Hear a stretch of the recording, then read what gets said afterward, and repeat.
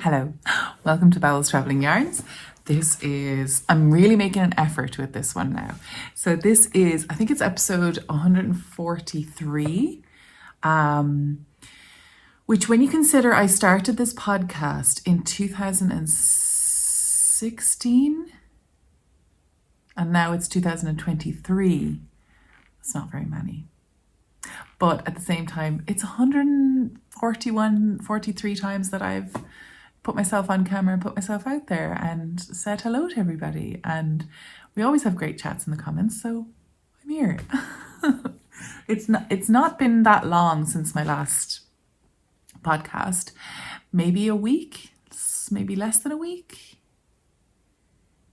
Anyway, I said, you know what? Today is literally the only day that I can do it. Saturday is my day to film. So hopefully I can get this uploaded the same day or tomorrow. But I just wanted to kind of come on. I don't really have much to show you, but I'm going to show it to you anyway because I want to keep consistent. I really want to get back consistent with these podcasts. So, and I love chatting with you and I love the interaction that I get. So, so this week has been actually an incredibly productive week. Not so much with knitting, but with things to do with the festival that's coming up. So I'm running the Let's Knit Festival and with Sophie from Shonic Yarns. And we had a meeting with all of our volunteers this week. And it was really, really productive and a lot of stuff is getting done. So we're very excited about that. I was designing the leaflet. I'll see if I can put it up here. There's the leaflet. It's going to be printed and distributed to all the different shops around Ireland and around the area. So that'll be really nice. So just a really quick recap. We're having a one-day yarn festival with about 15 vendors and it is going to be on the 29th of October from about 10 o'clock until 5 p.m. And there's going to be food there provided by all locals actually. And I'm really excited about the food actually, very excited.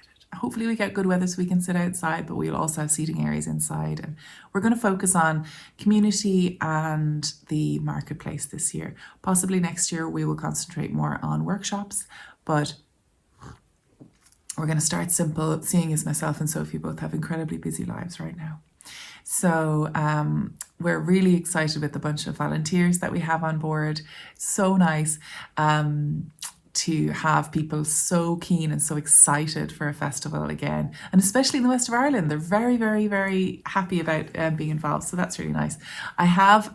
We have one of the volunteers, Orla, going to write up a little blog about how to be a volunteer, what it's like, what's involved.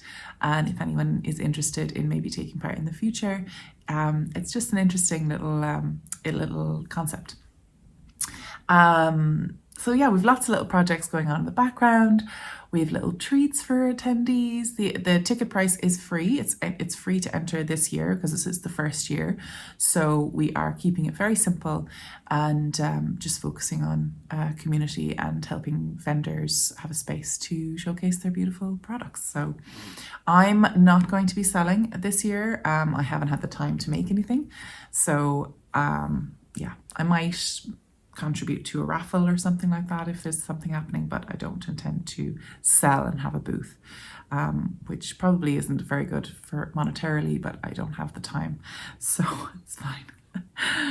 I made these cookies. They're baby cookies, but they're actually quite tasty. Crispy.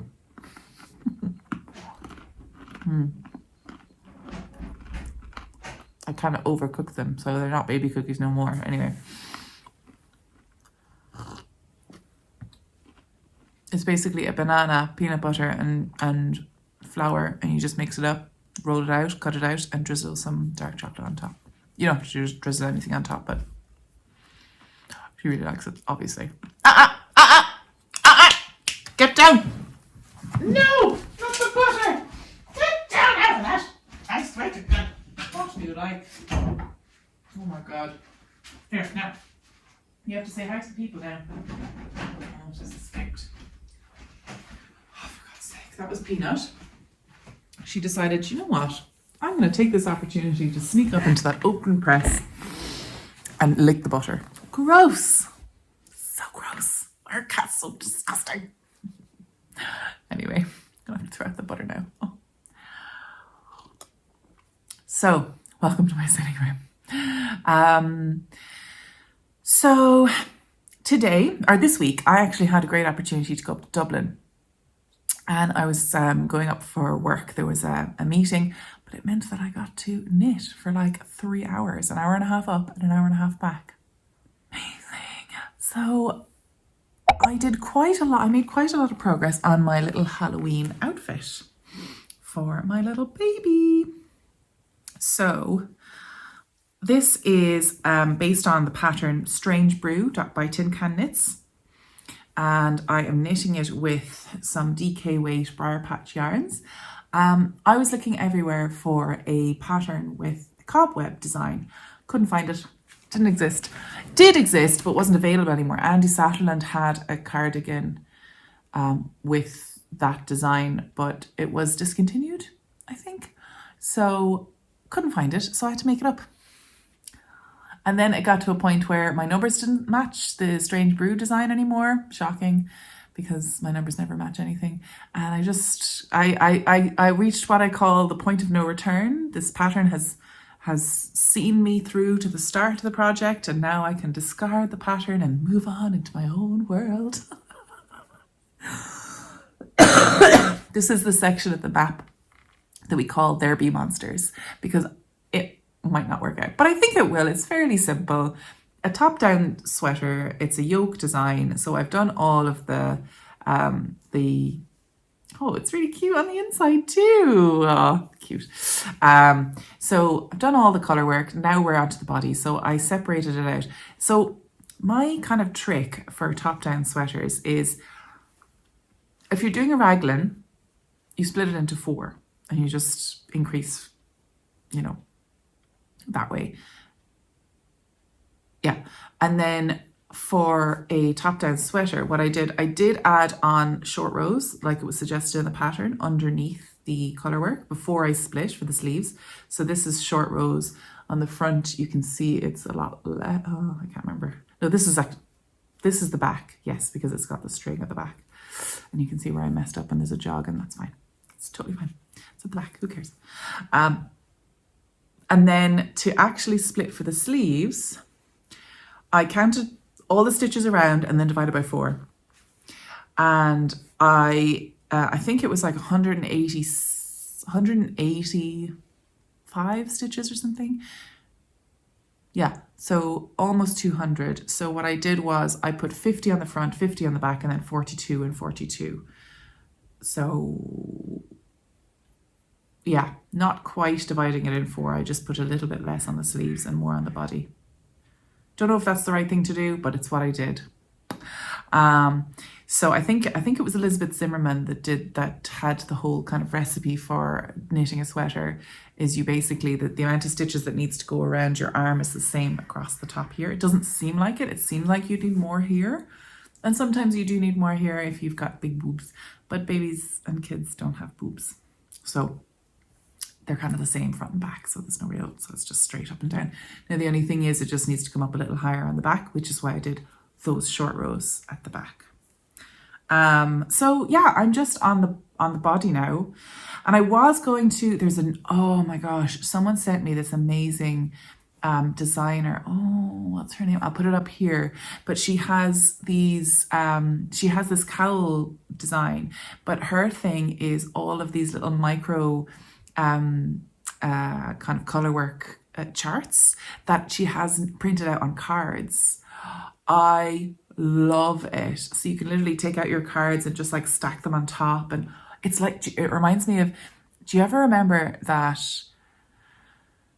it was like a game where you'd have a girl and then you'd have different dresses on a wheel that you could rotate it around, like it's a top, skirt, trousers, shoes, hat or head or whatever, and you could just literally rotate all the different options. Oh, so satisfying. So this is the same kind of vibe of like, you can literally just pop your cards out and they're really handy. You just, I mean, I could even like put it in my phone wallet and just have the card that I'm working on that time and You don't have to have you don't have to be looking at your phone for the chart. You don't have to have the big sheet of paper.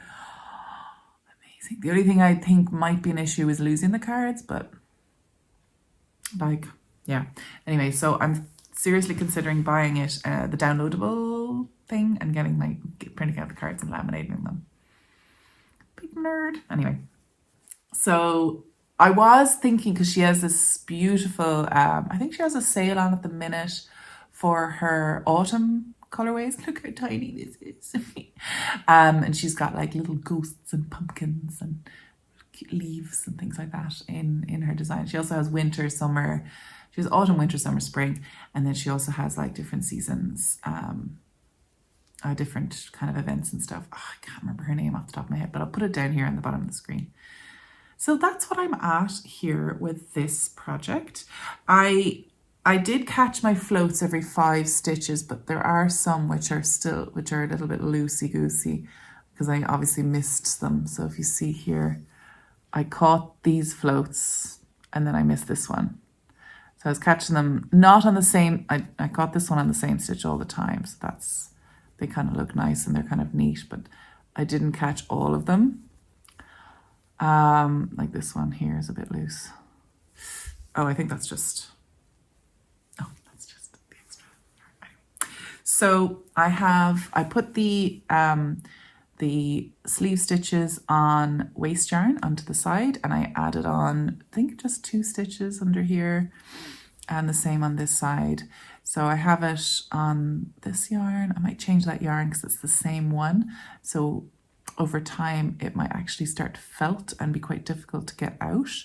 So I might put them on stitch holders or like a polyester thread or a cotton thread. I find that a bit easier to take in and take out of these held stitches for when I'm going back and doing the sleeves. So yeah, this one reminds me of the pattern I did for St. Patrick's Day. So I had a little St. Patrick's Day yoke sweater that I did as well. So it'd be really cute if I had like one for Christmas, one for Halloween. You know, I think that's really sweet.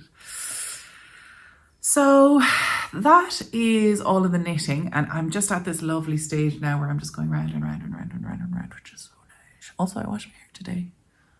I'm down to 1 wash a week and lots of dry shampoo because I've no time. So I feel spectacular, and you get to see me feeling spectacular. So I did want to show you one other thing. So I have a project that I've been working on since my wedding. So for my wedding, instead of wedding favors, what I did was I had squares of muslin or calico, like a cotton square, about 5 inches square, and I put that on every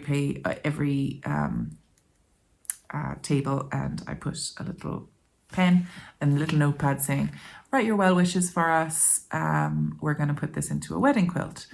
And then I was working around and I was thinking, the one thing I didn't do was give them like details to like leave a 1/4 inch space around the sides. So a lot of people wrote right to the edge, or, you know, so I really didn't know what to do with that. So what I did instead was I actually sewed them down onto larger squares. So there were 5 inch squares, and they were now on top of 6 inch squares, or something like that. I think I added an inch on either side. So at least I'd have 1/2 inch to sew the seam allowance.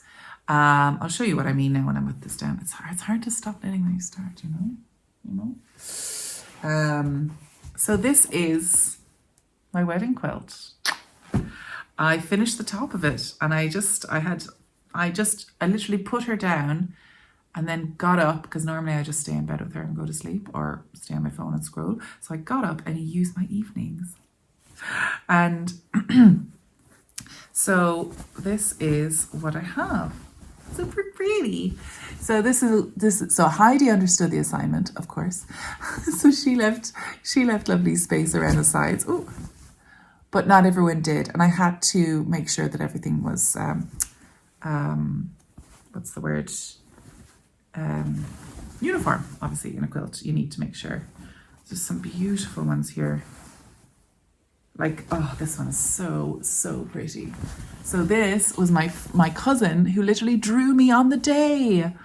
And it was so beautiful. I didn't want to cut out any of these little bits. So I did. I sewed it around and I did that. So all of the, I just cut loads of squares then.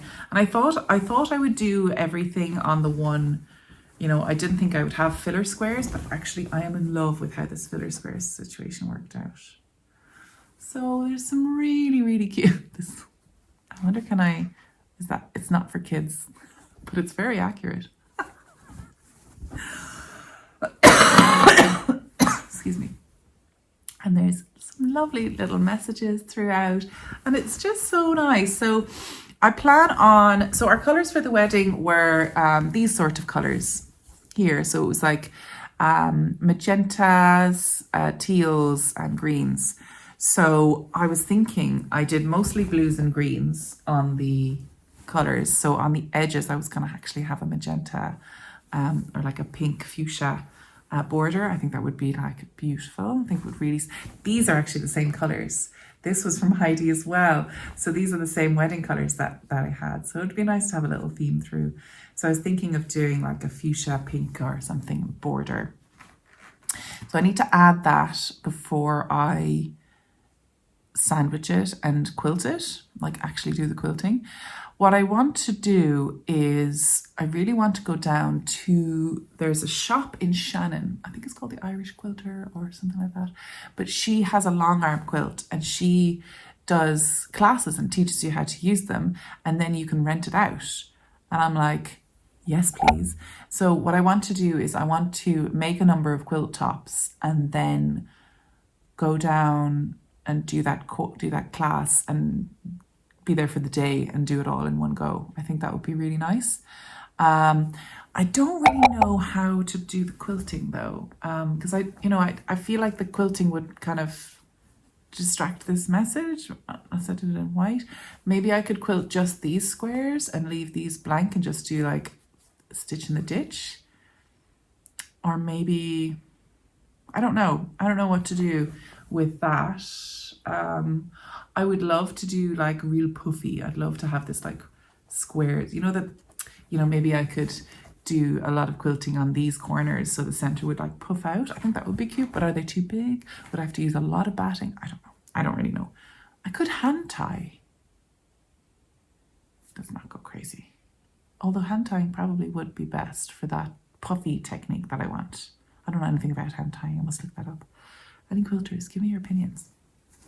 So it's about the size of a double bed with just the top. No, it's the size of like a king size. It's a large top. It's quite big.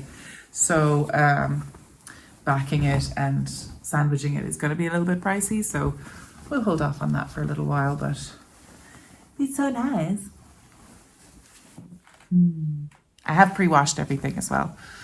I didn't wash these squares, but I'm not going to be like washing it super often.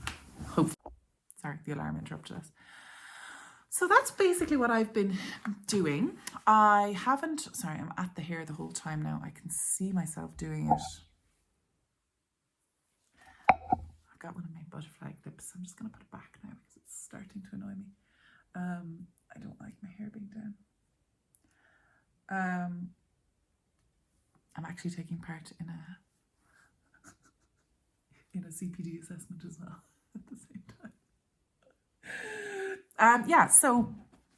So that's what I've been up to this week. I mean, that's a fair amount of things.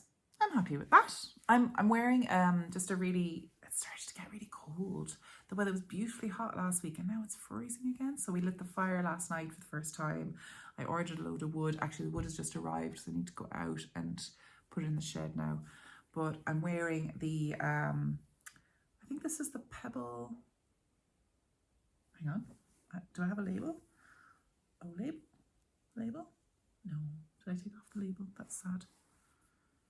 This is by Curious Handmade, Helen from Curious Handmade. I think it's the Pebble Beach shawl. That's it. Pebble Beach shawl, beautiful. This is actually my own dyed yarn. So I've just flung it across me just to make me look a little bit more knitty because I'm just wearing a boring old fleece. So I was like, oh, I have to look a bit stylish, you know.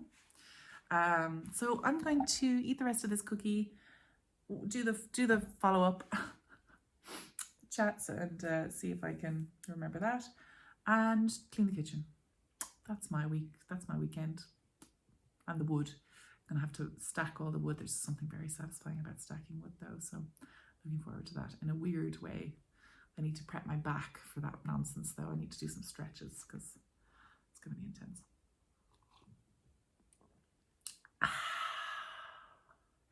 I love you lots. I hope you had a lovely week and I'll see you next week. I promise. Maybe.